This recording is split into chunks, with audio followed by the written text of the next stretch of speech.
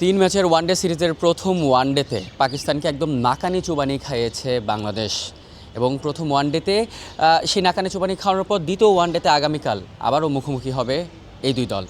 তানিন, আমি যদি আপনার কাছে জানতে চাই প্রথম ওয়ানডে থেকে বাংলাদেশের প্রাপ্তির জিনিসগুলো কী ছিল? প্রাপ্তির জিনিস সবচেয়ে বড় ব্যাপার যে বোলিং ইউনিট বাংলাদেশের শৈলী অ্যান্ড পেস ইউনিটের কথা যদি বলি, ওই প্রাপ্তির জায়গাটা আসলে বোলিং অ্যাটাক অ্যান্ড স্পেসিফিক্যালি বললে তো নান আদার দেন নাহিদ রানা যেভাবে তিনি বল করলেন, ও মাই গুডনেস, মানে দেয়ার ওয়াজ এ ট্রিট টু ওয়াচ।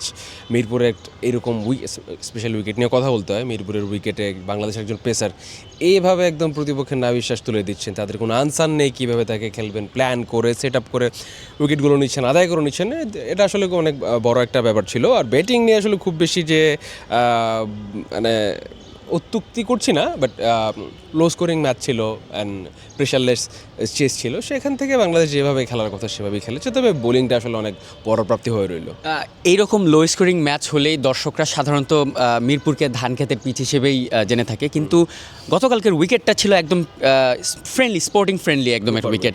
সেই প্রপার উইকেটে পাকিস্তানকে এরকম ধরাশয়ী করার পেছনে নাহিদ রানার স্পিড এবং বাউন্সার যতটুকু কাজে দিয়েছে, আর কোন কোন দিকগুলো পাকিস্তানের জন্য বেশ কঠিন হয়ে পড়েছিল এই মিরপুর স্টেডিয়ামে? এখানে পাকিস্তানের টিমটা আসলে একটা তুলনামূলক ইয়াং। আপনি দেখেন মোহাম্মদ রিজওয়ান, শাহিন শাহ আফ্রিদি, সালমান আগা ছাড়া কিন্তু খুব বেশি এক্সপিরিয়েন্স ওখানে নেই। সাইফজাদা ফারহান তিনি T20 ওয়ার্ল্ড কাপে টপ স্কোরার ভালো করেছেন, অ্যান্ড মাত সাদাকা তিনি বিপিএলে খেলে গিয়েছেন এর আগে। নোয়াখালী যে টিমটা ছিল, নোয়াখালী এক্সপ্রেস, তাদের এক্সপেরিয়েন্সড এই মিরপুরের হিসেবে। হ্যাঁ, সেটা ঠিক আছে, বাট ওই ফ্র্যাঞ্চাইজ ক্রিকেট আর ইন্টারন্যাশনাল ক্রিকেটের কিন্তু ডিফারেন্স অনেক বেশি। আমার মনে হয় যে 4টা ডেবু হয়েছে গতকাল পাকিস্তানের এই টিমটাতে। বাবর আজমের মতো বড় নাম মিসিং। ওয়ার্ল্ড কাপে তার ভালো সময় যায়নি, তবে ওয়ান ডেতে তো বাবরকে আমরা সবসময় দেখি পাকিস্তান দল ক্যারি করেন, তিনিও ডেলিভার করে আসছেন for a long time. But আমার কাছে ওটাই মনে হচ্ছে যে পাকিস্তানের এই যে টিমটা, যে ব্যাটিং লাইন আপটা যাই বলুন না কারণ টিমটা ইনএক্সপিরিয়েন্সড, এখানে আসলে একটা বড় ল্যাকিং আছে। যদিও তাদের পাকিস্তানের কোচ এবং ক্যাপ্টেনকে জিজ্ঞাসা করা হয়েছিল যে বাবর আজম নেই কেন, তিনি বলেছেন, তারা দুজনেই বলেছেন যে কাউকে আসলে ড্রপ করা হয়নি, আমাদের যে নতুন ইয়াংস্টাররা আছেন তাদের চান্স দিতে আমরা এই ডিসিশনটা নিয়েছি, এভাবে স্কোয়াড সাজানো হয়েছে এবং 11 ওই রিফ্লেকশনটা ছিল। অ্যান্ড ওই যত ইনএক্সপিরিয়েন্স হোক আর এক্সপিরিয়েন্স হোক, দিন শেষে তো রেজাল্ট কথা বলে। রাইট। পাকিস্তানের এই প্রথম ওয়ানডেতে পাকিস্তানের এই দলটাকে 100-র নিচে আটকানো যেত যদি মিরাজ তার ক্যাপ্টেন্সিটা সঠিকভাবে করতো। এইরকম অনেক অ্যানালাইসিসগুলো আমরা দেখছি। আপনার কাছে কি মনে হয় যে যেখানে নাহিদ রানার ওভার ছিল, রিশাদের ওভার ছিল, মুস্তাফিজের ওভার ছিল, ইভেন তাসকিনের ওভার ছিল, তাদের সবাইকে চাপিয়ে ক্যাপ্টেন হিসেবে মিরাজ সেই লাস্ট মোমেন্টে গিয়ে নিজের 10 ওভারে কোটা পূর্ণ করে সেখানে রান রেটটা ঠিক রেখে উইকেট নিয়েছেন, এতে কি তিনি ডিজার্ভিং সমালোচনাটাই পাচ্ছেন কিনা? এখানে আসলে 50-50 ব্যাপারটা দেখেন আপনি।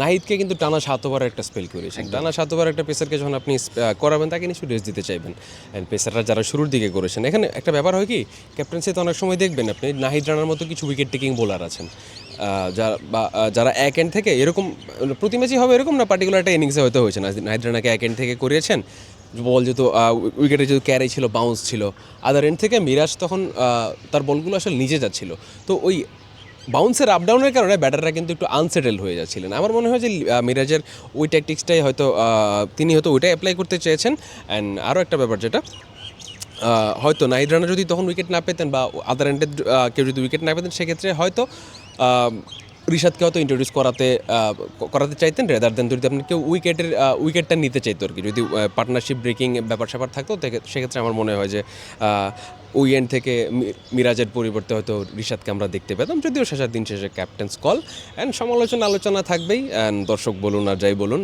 সবারই ওই ব্যাপারটা আছে যে। আরও একটা ব্যাপার যেটা এই মিরাজ আসলে এই সিরিজের প্রথম ওয়ানডেটা শুরুর আগের দিন তাকে প্রেস কনফারেন্সে প্রশ্ন করা হয়েছিল যে সামনে তো 27 ওয়ার্ল্ড কাপ আসছে, আপনি কি আপনাকে ক্যাপ্টেন হিসেবে দেখেন কি না। তিনি কিন্তু প্রপার কোনো আনসার দিতে পারেননি, কারণ বলেছেন সেটা বোর্ডের ডিসিশন। তো তিনি একটু স্ক্রুটিনের মধ্যে আছেন, একটু আন্ডার ফায়ার আছেন। দেখা যাক, এই সিরিজটা হয়তো একটা অ্যাসিড টেস্ট হতে পারে তার জন্য। অ্যান্ড যদি ভালো না করে সেক্ষেত্রে যে কোনো সময় আমরা হয়তো দেখে ফেলতে পারি যে বাংলাদেশের ওয়ানডে ক্যাপ্টেন্সির ব্যাটনটাও চেঞ্জ হয়ে গেছে। এবার আমরা একটু বাংলাদেশের ক্রিকেটের বর্তমান সময়ের একটু অভাগা একজন ওপেনারের নিয়ে যদি একটু কথা বলতে চাই, সে হচ্ছে সৌম্য সরকার, যিনি যখনই রান করেন তারপরেই কোনো না কোনো সিরিজে ড্রপ হন, মানে সিরিজে কি মানে ম্যাচের ডাক পান না মেইন একাদশে। সৌম্যর কলটা নিয়ে আপনি কি বলবেন যে এখানে সাইফ তানজিদের দুজনকে একজনকে বাদ দিয়ে কি সৌম্যকে খেলানো যেত কিনা, যেহেতু তিনি লাস্ট ওয়ানডেগুলোতে ইনফর্ম ব্যাটার ছিলেন এবং যেহেতু আরও দুটি ওয়ানডে রয়েছে, সেটার পরে আমি প্রথম যেই কথাটা বলছি প্রথম ওয়ানডেটা নিয়ে। এখানে দেখেন সৌম্য তো খেলতেই পারতেন হয়তো, মানে বাংলাদেশের ওই টিম ম্যানেজমেন্ট বলেন, সিলেক্টেড প্যানেল বলেন, অ্যান্ড সবারই একটা ওই left hand right hand combination একটা ফেটিস আছে বাংলাদেশের, মানে যুগ যুগ ধরে দেখে আসছে জিনিসটা। এখন সৌম্য খেললে কিন্তু আপনি হয়তো মনে রাখবেন যে অ্যাডাম গিলক্রিস্ট এবং ম্যাথিউ হেইডেন কখনো কিন্তু লেফট হ্যান্ড রাইট হ্যান্ড কম্বিনেশনে তারা খেলেন, এরকম অনেক উদাহরণ রয়েছে। রাইট, বাংলাদেশে আমরা দেখেছি এরকম যে দুজনই লেফট হ্যান্ডার, তামিম ইকবাল, ইমরুল কায়েস, তামিম ইকবাল, সৌম্য সরকার, অনেকেই মানে দুটা লেফট হ্যান্ডার নিয়ে ওপেন করেছে বাংলাদেশ। তবে এখানে যেটা ব্যাপার প্রসেস ওয়াইজ, সৌম্য যে তিনি যে লাস্ট যে ম্যাচটা খেলেছেন ওয়েস্ট ইন্ডিজের কাছে, সেটাতে তিনি 91 করেছিলেন মিরপুরের মাঠে, খুব কঠিন উইকেট ছিল, তারপরেও কিন্তু তাকে এই ম্যাচে 11-এ রাখা হয়নি। প্রসেস অনুযায়ী তারই থাকার কথা। তো ব্যাপার যেটা হয়েছে যে মনে হয় যে এনসিএল এর পারফরমেন্সটা, এনসিএল না দুঃখিত, বিসিএল যে ওয়ানডেটা হলো এটার পারফরমেন্সটা হয়তো টিম ম্যানেজমেন্ট অ্যান্ড সংশ্লিষ্ট যারা আছে তারা হয়তো আমলে নিয়েছে। কারণ সাইফ হাসান লাস্ট যে ম্যাচটা ছিল সেটাতে করেছিলেন 88 সম্ভবত, খুবই এক্সপ্লোসিভ ব্যাটিং করেছিলেন। তানজিদেরও বেশ ভালো ইনিংস আছে বেশ কয়েকটা। তো আমার মনে হয় এই কারণেই বিসিএলের সাম্প্রতিক যে সম্ভব খুব বেশি বড় ইনিংসগুলো বড় করতে পারেননি। তাই আমার মনে হয় যে এই বিসিএলের পারফরমেন্সটাই হয়তো এখানটাতে এক্সপেক্টার হিসেবে তারা নিয়েছেন। তবে যদি আপনি ইন্টারন্যাশনাল ক্রিকেটের ইয়াটা ফলো করেন, সেক্ষেত্রে আমার মনে হয় যে প্রসেস অনুযায়ী তো লাস্ট যে জুটি যে ছিল সাইফ অ্যান্ড সৌম্য, সেটারই দেখার কথা ছিল। হ্যাঁ, সৌম্যকে অভাগা আপনি বলতে পারেন, এত বছর ওয়ানডে খেলার পর, ইন্টারন্যাশনাল ক্রিকেট খেলার পর এখন আসলে আমরা ওই আফসোসগুলোই করি যে সৌম্য, আলোচনা থাকে যে প্রপার সুযোগ পাচ্ছেন না, হয়তো আরও বেটার করতে পারতেন। দেখা যাক, দুইটা ম্যাচ আছে, আমার মনে হয় না যে নেক্সট ম্যাচে ওপেনিং জুটি ভাঙবে। সৌম্যকে আমি নেক্সট ম্যাচের 11-এ দেখছি না। টাফ কল, মানে বিগ কল অনেস্টলি। আমি যদি একটু জানতে চাই যে প্রথম ওয়ানডেতে তো পাকিস্তানকে একদম নাকানি চুবানি খাওয়ালো বাংলাদেশ, দ্বিতীয় ওয়ানডেতে কী কী এক্সপেরিমেন্ট করা যেতে পারে, করবে কি করবে না সেটা পরে, কিন্তু কী কী এক্সপেরিমেন্ট করা যেতে পারে? এখন দেখেন আপনি বাংলাদেশের ব্যাটিং বোলিং লাইন আপ কিন্তু মোটামুটি সেটি। এখন যদি রেস দিতে চায়, তাসকিনকে যদি বসাতে চায়, সেক্ষেত্রে শরীফুল হয়তো আসতে পারে, যেহেতু তানজিম সাকিব নেই, হাসান মাহমুদও নেই। কিংবা নাহিদ রানাকে যদি ড্রপ করতে চায়, যদি রেস দিতে চায়, আমার মনে হয় নাহিদ রানাকে ড্রপ করবে মনে হয় না, তাসকিনকে হয়তো একটা রেস দেওয়ার একটা ব্যাপার আছে, যেহেতু তার ওয়ার্কলোড ম্যানেজমেন্টের একটা ইস্যু আছে, তিনি ওই ওয়ার্কলোডটা ম্যানেজ করেই খেলে আসছেন। অ্যান্ড স্পিনে আসলে আমি খুব বেশি চেঞ্জের অপশন দেখছি না, কারণ মিরাজ তো খেলবেনি, রিশাদকে হয়তো ড্রপ করবে না বাংলাদেশ। আর যদি ওই এক্সপেরিমেন্টের কথা বলেন, সেক্ষেত্রে সৌম্যকে একটা চান্স ডিজার্ভ করেন হয়তো। সৌম্য হয়তো ব্যাটিংয়ের পাশাপাশি একটু মিডিয়াম পেস বোলিংটা দিয়েও একটু কিছু ডিজার্ভিং করতে পারেন। আরেকটা ব্যাপার না বললেই নয়, যে মেহেদী মিরাজের ক্যাপ্টেন্সি, আপনার কি মনে হয় যে ওয়ার্ল্ড কাপ অবধি মিরাজ এই ফরম্যাটে ক্যাপ্টেন্সিতে টিকে থাকবেন কিনা? এটা আসলে খুবই খুবই খুবই টাফ একটা কোয়েশ্চেন, যে বাংলাদেশের ক্রিকেটে কখন যে কী হয় এটা আসলে বলা মুশকিল। শান্ত যেরকম আউট অফ নোওয়্যার তাকে সরিয়ে দেওয়া হয়েছিল, তারপর মিরাজ ক্যাপ্টেন হলেন, শান্ত আবার সেই টেস্ট ক্যাপ্টেন্সি ছাড়লেন, সেই জেরে আবার টেস্ট ক্যাপ্টেন্সি নিলেন। এখন একটু আগে যেটা বলছিলাম আপনার সাথে আলোচনায়, যে মিরাজ কিন্তু আন্ডার ফায়ার, অ্যান্ড চান্স আছে তার, যে হয়তো বাংলাদেশের, যদিও তার 27 ওয়ার্ল্ড কাপ পর্যন্ত তার চুক্তি নেই বোর্ডের সাথে, 1 বছরের জন্য ছিল।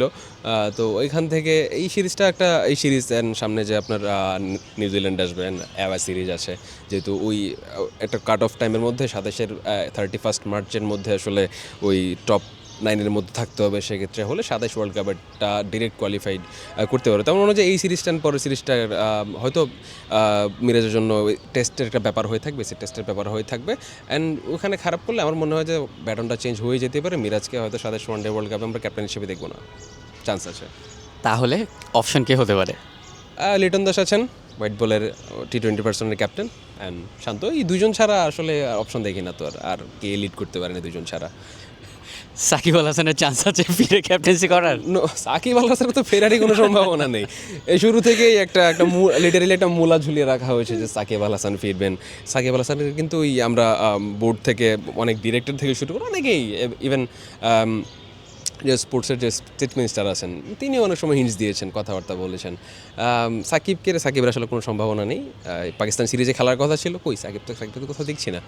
আবার শুনছি যে নিউজিল্যান্ড সিরিজ, আমার মনে হয় না নিউজিল্যান্ড সিরিজও তাকে দেখা যাবে। সো সাকিবের চ্যাপ্টার আই গেস ক্লোজ বাংলাদেশের ক্রিকেটে। থ্যাংক ইউ তানিন আমাদের সঙ্গে থাকার জন্য।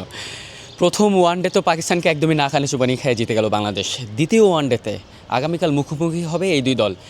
সেই ওয়ানডে ম্যাচটি জিতে কি সিরিজটি নিশ্চিত করতে পারবে বাংলাদেশ? সেটি জানতে হলে অপেক্ষা করতে হবে আগামীকাল অবধি। টিল দেন সবাই ভালো থাকুন, সুস্থ থাকুন, মোস্ট ইম্পর্ট্যান্টলি টাইমস অফ বাংলাদেশের সঙ্গে থাকুন।